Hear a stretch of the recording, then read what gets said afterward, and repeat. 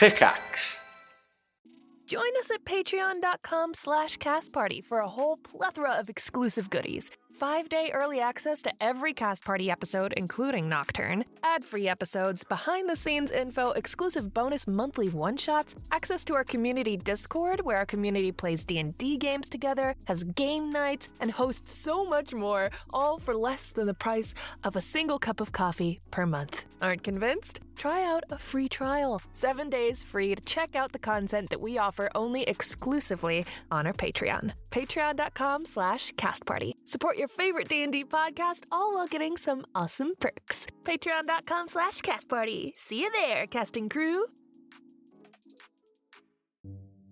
Welcome, cast and crew, back to Nocturne, A Curse of Strahd Tale. My name is Ryan McManus, and today am wearing our brand new Big Windmill Energy shirt, our first ever piece of Nocturne merch that you can get at castparty.shop, castparty.shop. Honor Tannis, show off your Big Windmill Energy, and support the show. And I'm your director for today. You can find me running the Cast Party socials at Cast Party D&D or on my personals at Ryan.McManus, and I am joined today by my Argynvosting crew. We have Vince. Hi, Vince Perino playing Theren, the Man of Hope seeking retribution. You can find me at all of my socials at Dr. Stoice. It's like Blastoise without the blab. We have May. I think my name's May the Fae, and I'm playing Zielle, who's here to slay. It feels like a poem every time I say my whole little thing. I don't have a windmill because I refuse to be a landlord. Based. Back for his 35th intro, we have Jose. How's it going, everyone? Jose here. No clever puns, no windmill jokes, just vibes. Playing Alizzato, best Viren Velaki. And finally, we have Betty. Oh, hi, 'tis I, Betty the Beholder. I play Dahlia, your constellation of melancholia. And you can find me on TikTok. Where can you find me? I don't even know. TikTok and Instagram at Betty the Beholder. And I am partially to blame for our stalling in today because I'm locked in this room because the door handle broke. It could not be more fitting for our secluded demiplane of Barovia. Arriving at the dragon's house, dilapidated and broken, the silence loomed over you as no words were spoken. You checked out a statue and decided to head inside, but the dragon's mouth opened and sent a small chill down your spine. Harmless as ever, you opened into the foyer. Alizzato saw a dragon's shadow, massive and royal. It headed off north, but you all chose south, even though Dahlia heard chittering coming from mysterious mouths. You opened to find giant spiders that webbed and attacked. You let out an onslaught, but the spiders too didn't hold back. Some downed, some hurt, the spiders began to flee, only to find blood and bottles among the debris. So fuck the first floor. You all went upstairs instead, only for Dahlia to find behind a curtain her very own severed head. Alizzato, you have found yourself down the northern hall in front of a door that is slightly ajar. You currently have this door in front of you. You have a door to your west that is closed, and you have a open hallway that leads further north on your portion of the balcony. The door's cracked, you said? This door is slightly cracked, yes. I would probably go in, but I'd probably be slightly trepidatious on that first entry, so I'd probably try to go either quietly or to try to listen or anything of that matter. Sure, which would you prefer? Let's go with passive perception. If the door's cracked, I'm just kind of okay, if I'm walking up to it, I'm pinging an eye out. But, okay. That is going to be, oh hell yeah, it's a 17. You ascended the stairs and immediately went left. The others split off quickly from you, so you have a bit of space for yourself. And as you walk up to this door, it begins to get quiet as everyone slowly drifts away and finds their own event to take in. Coming up to this door and seeing it slightly ajar, you notice there are no lights coming from within inside, maybe some slight glare off of a window, just from the clouded night sky outside, bearing its way through curtains. You see no torchlight, no candles, no real fire or anything of the sorts, and you hear no sounds coming from within. Not careless, but with at least some form of wisdom as energy, I will open the door and take a peek inside the room. Alizzato, as you walk in, the contents of this room are draped in cobwebs. Between curtained windows stand a black marble hearth with a sculpted mantelpiece, above which hangs a framed portrait of a handsome, well-dressed man with a wry smile and a thick mane of thistledown hair. Opposite the fireplace is a large bed with a rotting mattress and wooden posts carved to resemble dragons. And across from the double doors that you are currently entering stands a wardrobe, though its doors are hung open, revealing a dark and empty cavity. Really, the only other piece of furniture is an overstuffed leather chair that faces the hearth. But as you enter, I would love an investigation check from you, please. 21. Walking through this gray silver room, most of it is covered in cobwebs and dark. One thing catches your eye from the hearth. Really the only source of light, though minuscule. As you get closer to the hearth, in the fireplace, amongst burnt ash and soot, is the smallest, most helpless little ember you can see. Still burning, though flickering and struggling. I'll look at the portrait first. The portrait of the man. I highly doubt it, but do I happen to, either maybe by description or by what I can see, happen to discern who this person may be? This portrait is pretty well kept, though just covered in cobwebs to begin with. You would be able to make out the face, though upon seeing it, nothing really clicks with you on a person that you've either seen before or read about in stories, heard about through bards at the tavern. And the only light source that's coming from here is that low ember from the hearth, the fireplace. It is this single small ember, maybe the size of a quarter. You can see it almost has a pull to the soot around it, just trying to bring anything and everything it can towards it to keep itself alive. Oh, interesting. Would I gather that there is some magical means keeping this flame alit? Let's do an Arcana roll. Regardless, you'll get info, but I want to see how much. It's an 8. It is peculiar that it seems to have its own very small gravitational pull. Okay. I will make a note of that.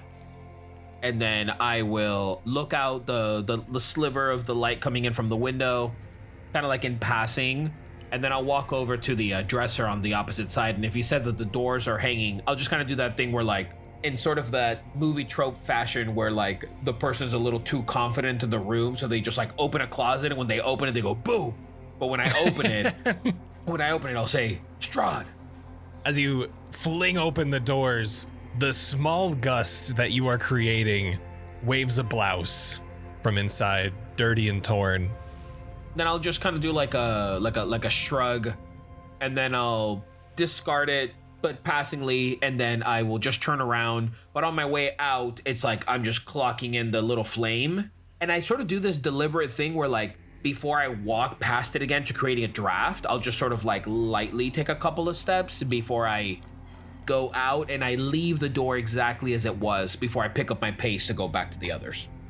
When you were looking at the ember itself, it was flickering. It was trying its best to stay lit. And even that slight draft from you whipping the doors open from this wardrobe allowed enough air to go to where it seemed a little more stable as you began to walk out and exit the room.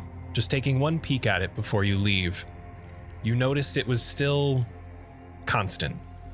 I'll take all that to know before I make a decision about touching the infernal flame of the seven hells. I will do that. As you walk down the hall, we are going to move to Dahlia and Zielle, Yay. who are among the alcove. Dahlia, as you find yourself staring back at your blank, caved-in, dark eyes, your sunken-in cheekbones from your face rotting away atop this pedestal for who knows how long, blood stained down the silver, drying into a decrepit maroon, almost brown. Zielle, over your shoulder, you see a black marble, large with this gray smoke atop it. Like over Dahlia's shoulder? Like what she's looking at? That's what I see? Correct. Oh. you see a black marble with this gray, hazy smoke flowing throughout it atop this pedestal. I think there's like a pit in her stomach immediately of like, holy shit, that's a head. And she kind of backs up and will investigate it closer because she thinks it's her, but that doesn't make any sense at all. She's like touching her own face as she's studying the head on the table. She's like, the sunken eyes, and does it have hair, Ryan? Does it have long hair like Dahlia does? Long and stringier than yours at this point. Oh, God. And she'll maybe go around kind of the back of the table where the hair is hanging over and kind of like run her fingers through it. Probably get like some strands in her palm and then compare them to her own hair. She's just really confused more than anything. And if Zielle doesn't see the head, you're probably like, what the No, fuck? I see you like running your hands through, or your fingers through like imaginary hair. It just looks like you're like clawing at the air or something. Sorry, did you learn a new spell recently? Are you detecting something? It's me. And she'll hold her hands out to you. Wait, what? To her, she's showing you face first, so it's like face to face. How did this get here?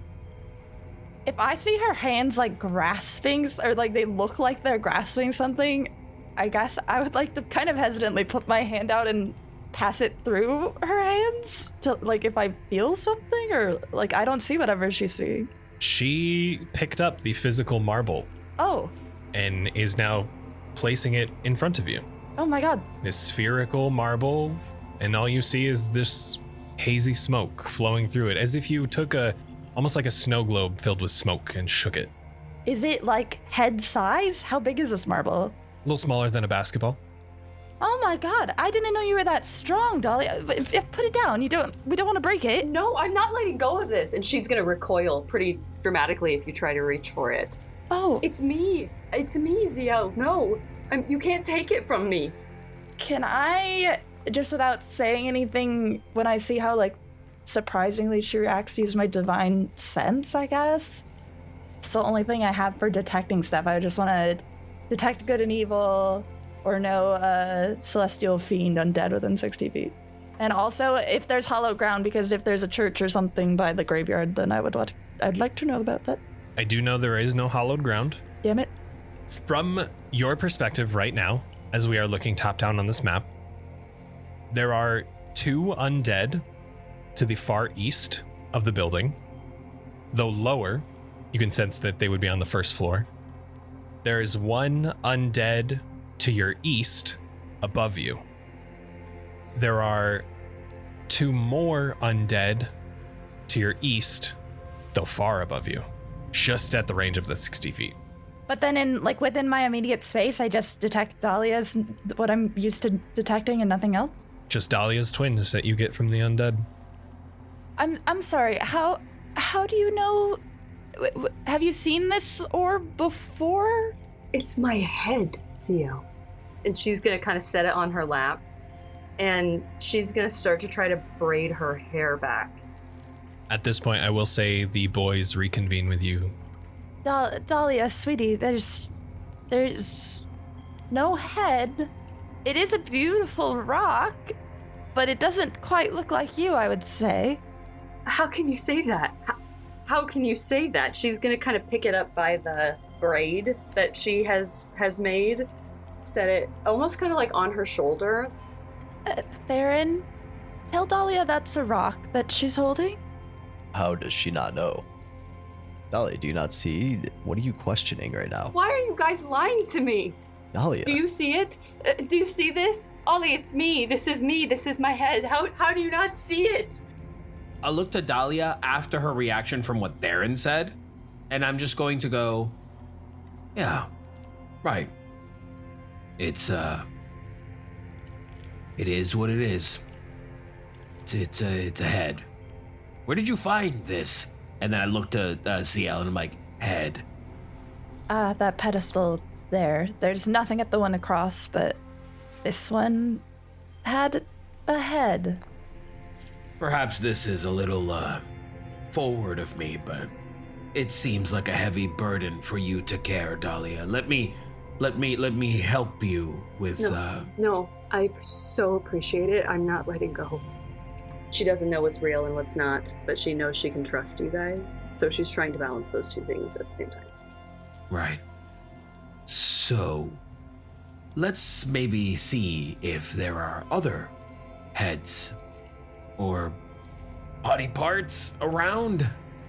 How about this, Dahlia? You can bring it with us. But if we have to fight anything else, please put it down and take care of yourself first. This head's more important, and she'll give you a little love boop on the forehead with her finger. You guys see it, right? It's probably just magic. I'm sure, right? I'm sure it's just illusion. There's nothing wrong with you, Dahlia. What you are seeing is real to you, and that matters. Okay. Sorry. She'll wrap it in the cloth in such a way where she can tie it around her waist and it can kind of sit at her side. I hope you can imagine that just took me a little bit off guard. Can we go? Yes. That might be a good idea. I would just like to point out that there are a few undead around us. And she'll explain the location, the two on the first floor east, one east above us, and two east far above us. So basically on every floor around us, there are undead. More on the eastern side is what I have sensed. But they're all on that side of the building. Yes. One east, first floor, two east, way up high, one west, third floor. Oh, west. I might have misspoken. I apologize. You did, because I wrote east in my notes. Okay, I'm so sorry. Can I have inspiration if you said east? Fuck yeah. Yes. Okay, then yeah, so, one west, one floor above us. Okay, got it. So there may be something on the next floor on the west side if we're going up. How shocked would you all be if you perhaps had lit a flame and went away for some time and then came back and happened to see the flame still alit? Would you, one, think to yourselves, maybe somebody was here not too long ago and decided to gather some warmth? Or two, that perhaps the flame in some archaic means is drawing and trying to preserve itself, whatever kindle it can, so it can stay. I think I'm looking at a magical fire of some sort, and I wanted very much to extinguish it, but I wasn't sure if perhaps, who knows, it could be a signal for someone or something. And I think at this point we're beyond making silly individual decisions, and I would like very much to incorporate as much as my decision making to you all. It's over there on the opposite side of the room. Well, I personally love that everyone came back together and that we're sharing what we found before we do things like put out the fire. I think that shows growth. Yeah. All right. Here we go. I will let you guys know that given your location on the southern alcove in this little hallway, you do have 4 doors. There are 2 that lead east, and then there are 2 on this diagonal sort of imprint, very smaller rooms from what you can tell, just in this small little hallway roundabout that you guys have access to currently. Oh, look, there in a door. I'll just say as we pass the diagonal one right next to us. And then I come around to the opposite door. I'm staying on the other side of where you two are, and I just want to look around the corner, kind of sneak around and see what you two are doing with your door. Oh, are you doing something to the door, Alizzato? Oh, yeah, I mean, yeah, because if okay. Theren was walking towards that door and then we made a joke, then I'll just as I'm walking past, I'll stop by that door as well. Yeah, hold a handle, and if I can see Theren peeking back, I just kind of do a, haha, here's a good one, and then I open the door. But a full on, while looking at Theren, just turning the handle and opening the door. Alizzato, as your gaze diverts finally from Theren as the door is fully opened, you see a very small storage room You can see rainwater seeps through cracks in the ceiling and flows into a pool on the sagging wooden floor in front of you. This pool fills about half the room, but you can see there are bare stone shelves that line the walls, and it has been thoroughly looted. Doesn't seem like anything important. I just close the door. Cool. That's it. Door open. Check. It's that easy, Theren. Theren peeks around and just sees the most normal. Oh, look, nothing here. All right, bye. Seeing them open the door, I will kind of sneak back and just look at Dahlia. I want to kick it down. Teach me how to kick. You see this here, and I'm going to outline the entire door. And Theren goes on a 30-second spiel about how the mechanism within the door handle itself works and where you have to exactly kick to get the best force through the lock to try to break it. We're in the next room, by the way. Now that you have this information, please, can you show them the way? That is so much pressure, Theren. 3, 2, 1, I'll say go. I want you to give me a little push so I get a little more oomph. I'm just not very tough. I will put you in the right position, and I move her to the perfect position where to kick, and I stand right behind her. Are you ready? I'm ready. I will count. Okay. Go on go, on 1, on 3. On go. Okay. 3, 2, 1, go. And she'll kick with all her might. Athletics check with advantage, please. Oh, that's so Yes. good. 12. Dahlia, as you feel yourself being pushed from behind with your leg straight out, your foot goes directly through the lock as this door is so rotted. You managed to break through the door, though now your ankle is stuck up as you're trying to hobble on one leg, but you made it through. Theren. I'm falling over. The weight of the marble pulls me to the ground. I'm just one leg through the door handle, fully has this ever happened to you? I just stand back and I She'll aggressively retract her foot out of the door. You've done well today, and I'll pat her on the head. Thank you. As you finally make it through this door, you open into a bathroom. Contains an iron tub and has wood paneling on the walls that rise to a height of 3 feet. Above the paneling, the walls are painted with a continuous, yet somewhat faded mural of a mountainscape. Dahlia, you would know through your time in Barovia that this mural accurately depicts the Balinok Mountains. Balinok. It is a larger mountain range on the north end of Barovia. I will probably name them out loud. The highest peak you would know if you wanted to name a specific mountain would be Mount Baratak. Baratak? Don't go there. I wonder what happens there. Baratak? I don't know how they say it. Baratak. Bear Baratak. There's no way it's Baratak. No, but that's so dope. That's epic. But it is Mount now. Baratak. But it is now. Mountain Baratak. Zielle and Alizzato. From down the hallway. All right. Can we, perhaps speed it up a bit? I think as soon as Theren started the speech, about one sentence in, Zielle knew where this was going and that it was nowhere good. So she just kind of gestured to Alizzato, hey, let's just go. They'll catch up. And we'll walk down the hallway towards the room. Right to it.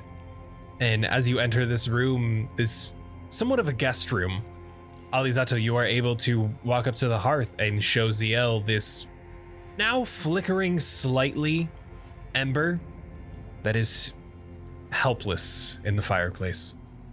I make a point to show Zielle without I'm not gonna talk in front of the flame. I'm just going to do a thing where I hover above it, but I also show her the you said it was the kindling, essentially, all of it was being pushed in a gravitational center towards the flame.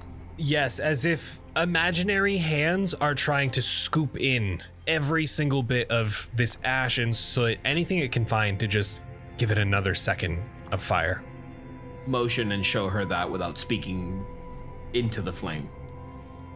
Zielle hold a finger up to you, and realizing that you're not talking, and so following your lead, even though she doesn't know why. I'll message you before I do anything drastic. You'll see her lips moving, but you'll hear her voice in her head. And your first instinct when you found a light in this place was to extinguish it? Well, at first I thought about us in this decrepit place and, I don't know, the flame running amok and doing its natural thing, but then I more so noticed the fact that it's trying to keep itself aflame. That I hesitate. Kinda like us, isn't it? And I'll crouch down. It'll look like Zielle's, she'll put up her hand and it looks like she's like blowing a kiss towards the fire, but I'm casting prestidigitation and trying to like light the fire more, like light a small campfire and see if it helps him. What does this magic look like as you hear from behind you Theren and Dahlia entering the room as you're knelt down by the fireplace? You don't see anything in her hand, but when she like blows the kiss, you'll see like embers of like fire from her prestidigitation land around the ember and try to, the same way she would use it to like light a small campfire, like it'll try to, I guess, I don't know if there is something to take hold and that's the issue, but I'll try this first. As you kneel down and outstretch your hand, that slight blow as the embers release, this small singular orange ember sitting amongst the fireplace is emboldened by the embers that come towards it. As it begins to grow in size and become more stable, so much so that it begins to grow in the fireplace as it begins to change from this burnt orange to a bright white to a fluorescent silver. As the ember begins to grow and take shape into a small worm-like shape as it sprouts these smoke wings. Worm with a Y? As Zielle, it begins to encircle you, starting at your feet, and do a spin above you in admiration. You can hear these happy, positive chirps. As it begins to make its way around the room, it engulfs the curtains, the cobwebs, as this begins to grow and continue growing, taking everything flammable from this room that it can to continue its growth spurt. As it immediately halts and flies to the doorframe, it halts and looks back at you before taking off once more, leaving a trail of ash as this bright silver flame makes its way out the door, taking everything flammable with it. Oh? Ever seen anything like that in Barovia, Alizzato? What the fuck was that? It sounded happy. Happy? Are you alright? And I'll just kind of like walk over, just did like this little spin on Zielle, and I'm just kind of like looking around, and then I see Theren and Dahlia by the door. Did you see that? Where'd it go? We made a friend. What the fuck was that? Theren and Dahlia, given that you are by the door, you saw this being slowly begin to grow little nubby arms and legs as it continued to gain its fire. And as it flew out the door, you both saw it go through the door at the west end of the hall leading to the spiral staircase, taking the door with it, engulfing it in its flame, and leaving a trail of ash going up the spiral staircase. What did you do to it? I didn't do shit. We helped it. Well, it's out of control now. Okay, so what? It goes and eats some flammable spiders? Am I supposed to be upset about that? It didn't attack us. And look, the room's fine. That's exactly the thing I was trying to avoid, but she fanned the flame took on shape, and hey, as of right now, we're good. Dahlia, do you have any thoughts on this? Dahlia has run to follow this thing. Oh, God. I love her. Go get it. That's our pet, Dahlia. That's our child. You just see a white dress fly down the stairs as she's following after it. I'm not running as fast, but I'll go out to follow her too. Yeah, gotta follow. Dahlia, as you are the first to the top of the stairs, you see The walls themselves, once covered in cobwebs, are now charred. Not on fire, though, as if you were walking into the aftermath of a house fire. They are black, covered with ash. Even the sconces on the walls, where torches would be held to outline the doors along the north end, are wiped clean. Anything that could be flammable, including bits of the rug beneath your feet, are charred to pieces. As this ash trail continues down to the east and then cuts south down an open hallway. But as you get to the top, the roof over this part of the mansion has collapsed. You can see it creates a 20-foot diameter gaping hole with broken rafters bisecting it. You can even see the dark storm clouds roll across the sky overhead, and the floor is piled with these rocks and broken tiles, shattered beams, and other debris. As Dahlia's leading the charge, in the moment, if possible, I would like to just kind of place my hand on Dahlia, and I'm going to cast Protection from Evil and Good. Ooh, okay. Protected against aberrations, celestials, elementals, fae, fiends, undead. Protection grants benefits. Creatures of those types have disadvantage on attack rolls. We can kind of talk all about that if anything happens, but yeah. Love it. Cannot be possessed or gain the charmed or frightened conditions from them. That's a great idea. And I'll skip up to wherever the heck Theren's going and smack my hand on him and cast Protection from Evil and Good. Perfect. All right, who is going first and where are y'all going? You have 2 doors that seem to be closed on the north hall. You have 2 open hallways, one leading north, one leading south, and you have a door all the way to the west that is currently closed at the end of the hall.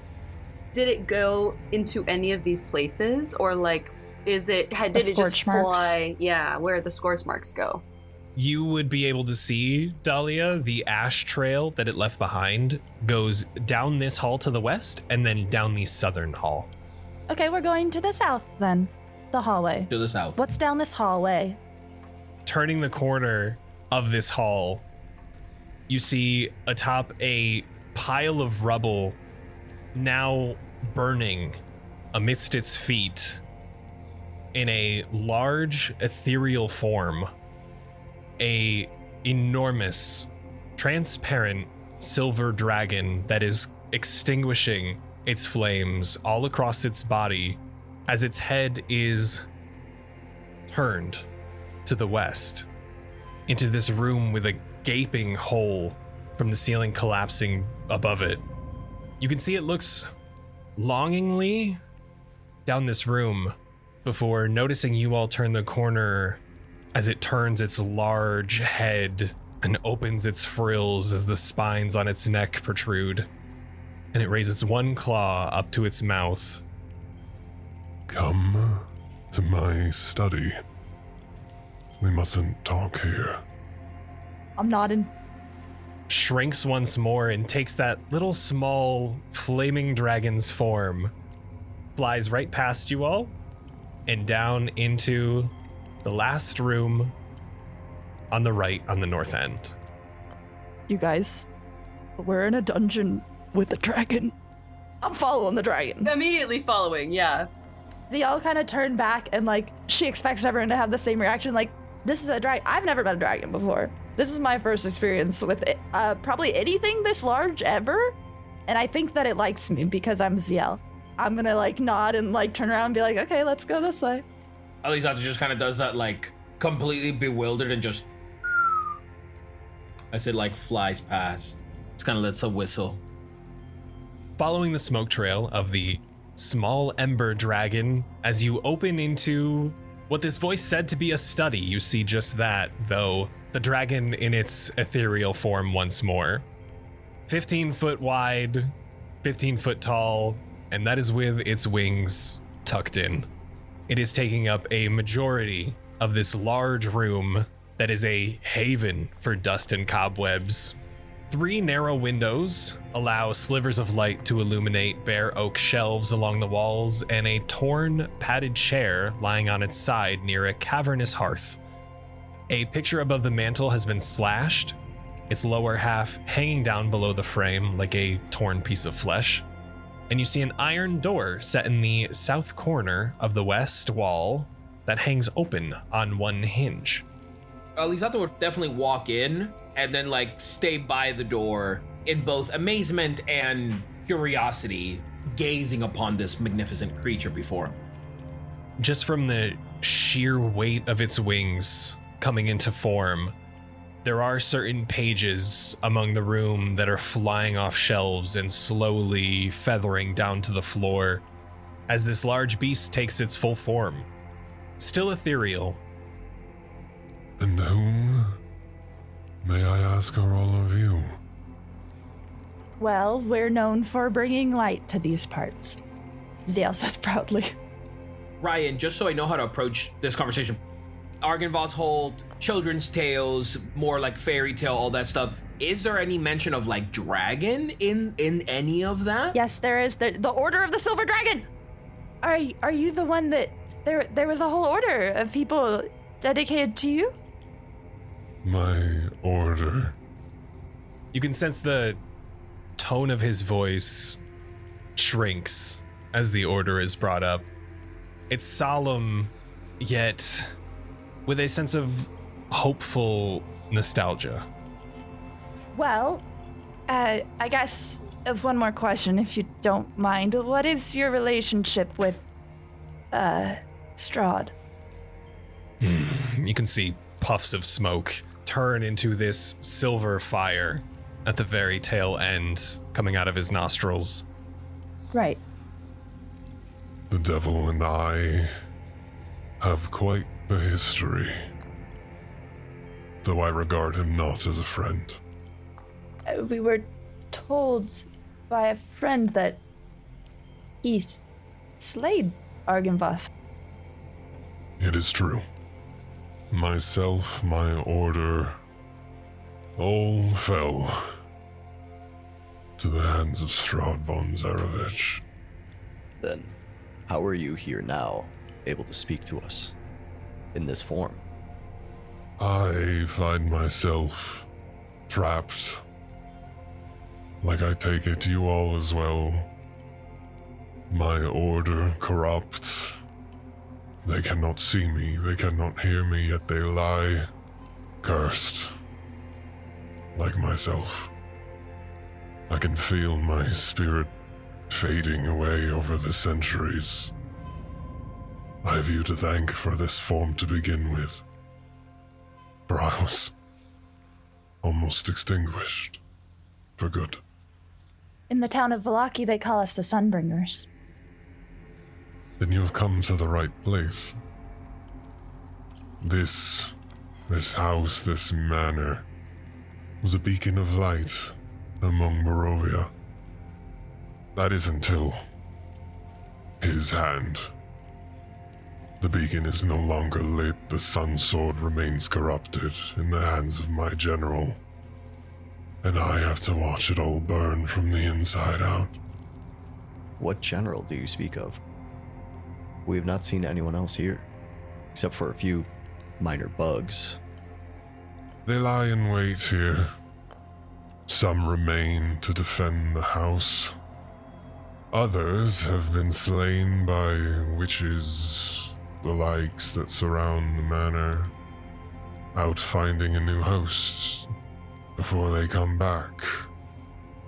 Though Vladimir, it's hard to take him down. He's had his body ever since that fateful day. He lies in the room just across. My general through and through. At least I know how to choose them. And he holds the sword that we seek. The sun sword, you said. That is what they have called it. If we take care of the general, do we have your permission to take the sword? If you must, though I wish you luck. I fear the sun sword is the only way to break the curse, yet no one's been able to release it from his grasp. My order needs to be set free, and if you all feel that you can do that, I would be forever grateful even in the afterlife.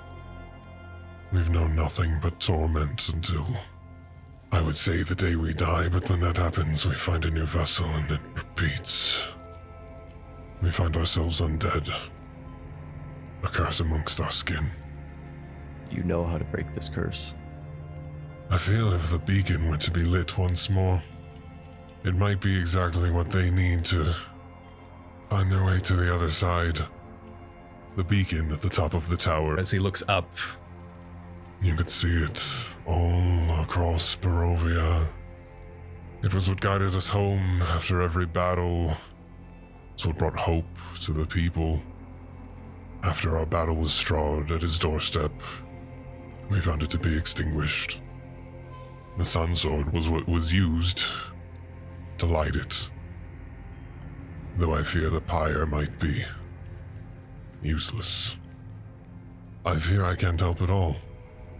They cannot hear me, I cannot interact with them. They have lost all sense of self. They know nothing but rage. A means to an end for anyone who would get in their way. And the cycle you speak of, you find yourself tethered to it as well as your companions. What will become of you? Will you be free? Will this curse break? Will anyone tethered to this ever-longing curse find freedom? As Alizzato is saying that, I'm gonna grab Theron's arm and say, Theren, your brother. He's still just staring at him. He doesn't even clock Zielle touching him. If the beacon were to rage once more, its fire spreading across Barovia, I hope that it will burn whatever tether that keeps my order's souls bound to the bodies that they find. It is not a simple cycle of reincarnation. It is a cycle of vengeance. They come back just to hate. They have lost all sense of what our order stood for, what we fought for. It kills me to see them like this, of order so righteous, virtuous, strong, reduced to hate and rage. This is what we're here for. You've, even in death, you were able to burn. You were able to remain true to your promise, true to your oath. That's the only way we could have found you, so you've done what you promised. We can help with the rest. I hope that even after my passing, I can shed light across Barovia. When you get to the top of the tower, you will understand. We light that beacon. All souls can be released, correct? That is my hope. Is that what you would like? More than anything, aside from watching Strahd burn in my hand. Well, we might beat you to that one. another puff of smoke out of his nose, but this time with a throaty chuckle hidden underneath. If there's anything that you could do to help us, it would be greatly appreciated. Don't fight him. And if you do, good luck. How do we take the sword without fighting him? If I knew the beacon would be lit. One last question, if you wouldn't mind. And Dahlia's gonna take it out of the cloth that it's in and hold it up. I'm assuming she still sees her head. What is this? His long neck begins to come down and sniff the marble. And at the end of his last sniff, another exhale of smoke out of his nose that begins to not only engulf you, Dahlia, but engulf the marble itself. And as it comes to, you see this black orb with this gray smoke inside. A mere illusion. They've been playing with my home. I'm sorry for whatever you saw. There are witches that reside in the bog beneath this, in the drowned river below. They have destroyed my mansion.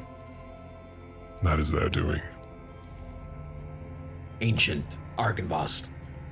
Eternity sometimes has a great tenacity to spring out some new possibilities, so can't be all that bad.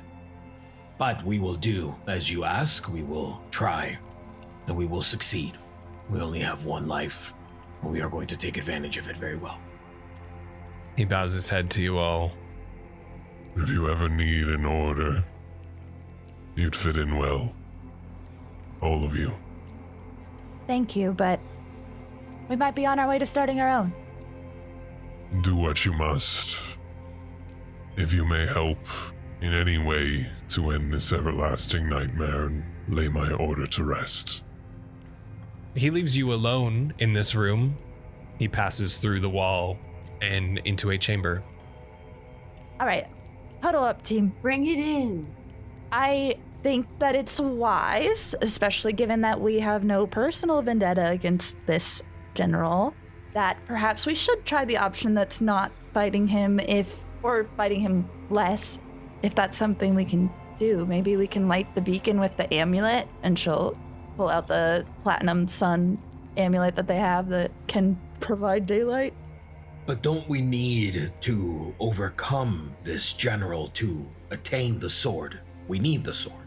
We do, but it seems like if we light the beacon first that, I don't know, if we kill him, will he not just find another body to inhabit? Whereas if we light the beacon, at least, we might still have to fight him, but... It'll break the cycle, and then we'll have an advantage. And we need to cleanse the sun sword. Maybe he can't use it if we light the beacon. I don't know. I just, it seems like light could not be a good thing for these dark creatures, right?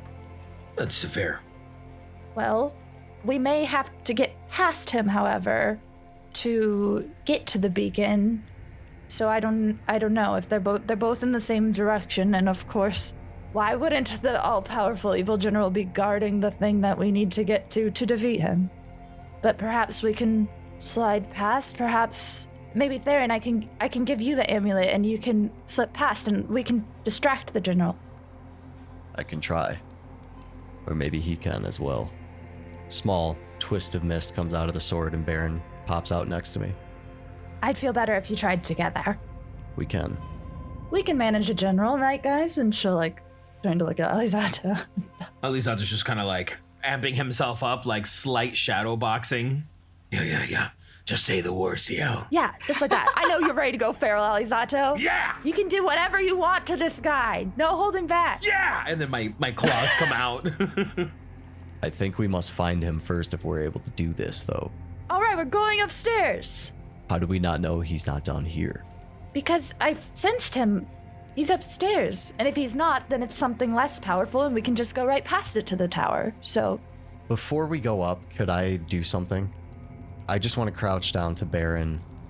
Can you go to the room adjacent where the big, scary-looking dragon was?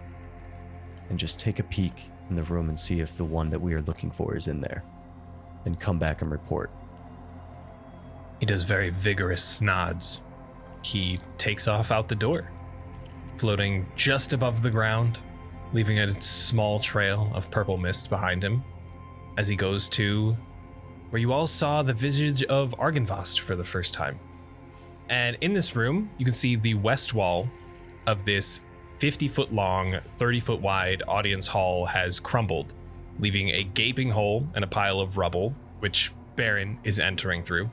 There are these weapons and shields that once hung from the walls that have fallen to the floor and are succumbing to rust. And through Baron, you could see a large wooden throne carved to resemble a dragon with unfolding wings, faces away, looking at these 3 tall windows to the west. And he doesn't see anybody else in there? He just sees the throne? Just the throne right now. If he can get that far away from me to go just to the other side of the room, farther, as far away as he can be from the throne without, if there was somebody in it, to be able to see him. Kind of sneakily coming in almost. As Baron begins to quietly, as quiet as he can, float amongst the rubble, the discarded weapons, the rusted shields that lie throughout this audience hall, this throne chamber. He begins to give a wide berth to the throne before taking a peek.